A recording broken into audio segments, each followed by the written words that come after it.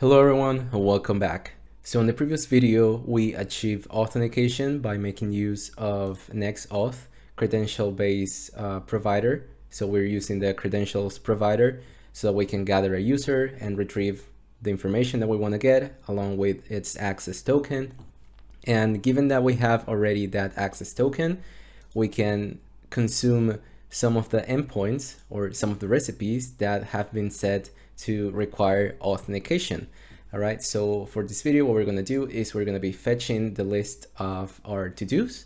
So we're going to be getting all of our to-dos in here. We're going to be using this recipe, and we're going to do that by making use of React Query, right? So React Query actually separates your UI state from the server state. So all of the server state, so if you're consuming an external API, it basically caches that state so that you don't have to, keep over and over doing calls to your API, right? It's very, very powerful and it's really great. And I think it's setting a trend to what we want to achieve inside of our front-end applications. So do yourself a favor and actually watch the talk by Tanner Linsley. He's amazing and he explains really well all of the benefits of moving to React Query, right? So, all right, so let's do it. Let's actually jump into the docs and into Quick Start.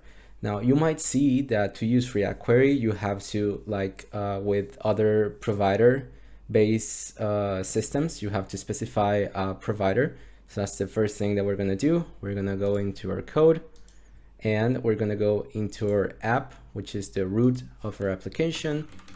And in here, we wanna specify our providers. So we want to specify our query client provider, all right? And we want to create a new instance of the query client. We're gonna do that in here, right? And let's make sure we import these two. So we want the query provider and the query client from React Query. All right, awesome. So, right, I'm sorry about that. Let's fix this and it should be good to go. Awesome, so we have a new query client and we send that client into our provider so that it wraps our application so that we can later on use query hooks so that we can fetch information through the use of hooks. So the next thing that we're going to do is we are going to set up a new folder in here and we're going to call this API. All right, so let's create a new index file in here and we will export a function, and this is going to be an async function, which is going to be get to-dos, right? So this is going to be where all of the logic for fetching the to-dos, so reaching out to the recipe and getting the information from the API, this is where all of that's gonna live. So I'm going to import Axios from Axios because that's what I'm gonna be using for interacting with the API. And I also want to import a hook, which is get session. And this is gonna be from NextAuth client. And this is an async function that allows you to get the current session, right? The current session for the user that's logged in. So we're gonna get the session, and this is gonna be await get session. And once we have our session, what we wanna do is we want to return axios.post, and we wanna consume the to-dos list recipe that we have into Buildable. So let's go ahead and consume this recipe into our application. And we will send just the example payload that we have under our example. So it's just an empty query, as we have seen from the examples. Yeah, let's keep things pretty cool. All right, so we have the URL for our recipe, and we have the body that we want to send into our post. So that's going to be the query and the page size, and you can control this from the client. So if you want to do pagination, and we're not going to be doing that for this example, but it's there if you want to use it. So we're gonna then we're gonna get the data back from the call after the promise results. And yeah, we wanna get the data. Cool. Awesome. So you might be wondering what we're gonna be doing with the session that we have in here. And we're gonna be needing that because we're gonna be adding some headers into our call. And this is gonna be authorization. And we're gonna be sending bear, and we're gonna be adding our session user access token, because we wanna tell the API, hey, I'm authorized, so just give me back the to-dos because I have access to them. All right, cool. So now we have our API. Now, instead of just consuming this API from our page or any component, what we're gonna do is we're gonna create a new folder in here, and not into API, but rather at root level. So we're gonna create a new hooks directory, right? And let's create a new index.js, and we wanna import get to-dos from our API, and that's gonna be API, right? Cool. So we get, is this a name export or an, yeah, all right, that's good, very good, good. And another thing that we want to bring into here is use query, which is a hook from React query itself, right? Now, what we want to export from this module, it's going to be a function, which is use to-dos. And this is going to be our custom hook that we're going to use to retrieve our to-dos. So let's retrieve, so let's return use query, and we will specify a key that we want for this to-dos that we're fetching. So we're going to name this to-dos, and we will send the get to-dos function, which you know, basically gives us back the promise of fetching the API, of interacting with the API. All right, so that looks good. So the next thing that I want to do is I want to create a new directory as well in here, and we're gonna name this components. And into components, I want to create a new component, which is going to be to-dos list, and I'm gonna go RFC so that we can autocomplete to a React functional component. And I'm gonna bring into here use to-dos from our hooks folder.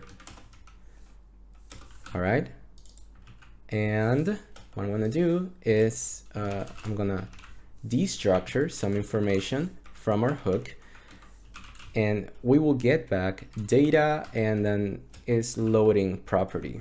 So if the data is loading, so if we don't have any to-dos, so if it's loading, what we want to do is we want to return, and let's make this another div, and I'm sure using a lot of divs. But this is just an example, so please use semantic HTML. Do as I say, not as I do. So loading to-dos. Cool. But if we do have to-dos, what we're gonna do is we are going to map through every one of them. So we're gonna go data.rows.map. We're gonna get our to-do, and what we will do is, given that we have the to-do, we will have an li, and we will show the to-do text. And let's actually add an ID in here, so we can add the to-do._ID. Oops, that shouldn't be there. Let's get rid of this, because if you look at our recipe, right? So if I test this recipe out, what it will give us is rows response along with all of the to-dos that we have, and the current page that we're in, and the page size. So we're actually mapping all of the items inside of the row, right? So we're gonna go to data.rows, and we're gonna map all of the to-dos. Now what we want to do is go into pages index. So if we know we have a session, so we're authorized to see our to-dos, what we want to do is display our to-dos list component. Cool. So if we have a session and we're authenticated, then we can see our to-dos. So if not, let's add in here something like not authorized.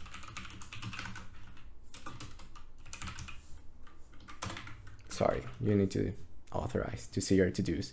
Cool, so let's check this out and see if it's working. All right, we get the loading. What's going on? Let me just refresh. Loading to-dos, and we have hello world, autocrot is awesome, make something awesome, buy milk, take the dog out for a walk, and we have an extra to do here. That's rather odd. I don't remember adding any new information, but that's cool. We have all of the to-dos that we have into our service. So if we go into our service and we go into to-dos, we can see that we have all of those items in here. So let's actually go back into our recipe and create a new to-do. So let's go into here and add a new to-do. So that's going to be try out Buildable and React query, because it's a killer combo. They're amazing together. So let's test this recipe. And as we can see, we have a new to-do in here, and you will see that it automatically adds it. And when I say automatically, there's actually a lot more to it than just automatically. Like you need to look into the docs to understand how the whole caching and retrieving from the server if there's new information works. But it's pretty amazing if you ask me. I'm using React Query for all the things that I'm building. I'm pretty obsessed with it right now. I'm still looking into it though, to sort of master it and see its full potential. So yeah, that's how we given a user, right? Given that we are authorized. So I'm gonna sign out now, and we should see not authorized. So you should not be able to see your to-dos. So let's sign in again with our password, loading to-dos, and we have all of our to-dos. Awesome. So let's go into the next video and we'll see how to edit some of the to-dos, right? So stay tuned and I'll see you soon.